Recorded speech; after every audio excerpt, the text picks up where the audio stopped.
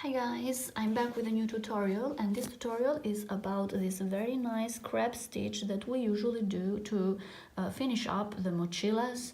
So if you are interested, just keep watching and I will show you how I do my crab stitch. If you are new to my channel, just give me a thumbs up, and if you like the content of my channel, just subscribe and share with your friends. And if you are not new to my channel, thank you for watching and following me. So with all these things being said, let's just get into it. Okay guys, so here I finished all the pattern that I wanted to do, and as I told you, we have the repetition 3 times of the pattern. At the top here, I did one row with just beige color, and on the way I cut all the colors and I covered them. Now to close this bag, I will do a crab stitch. I mean, it's up to you. You can just do one row with the beige color and just leave it there.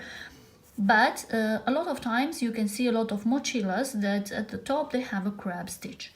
So how can we do a crab stitch? For the crab stitch, you just go backwards, okay? You don't go forward. We will insert the hook not at the first stitch, but at the second stitch. Like this. And then we will yarn over and pull through. Okay, we have 2 loops. Yarn under, pull through.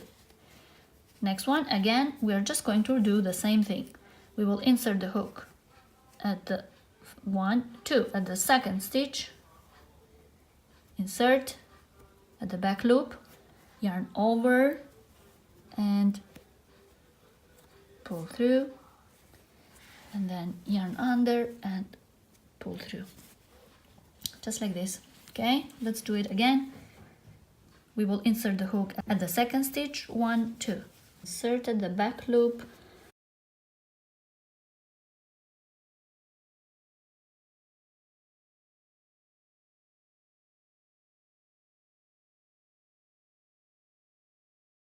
so this is the crab stitch.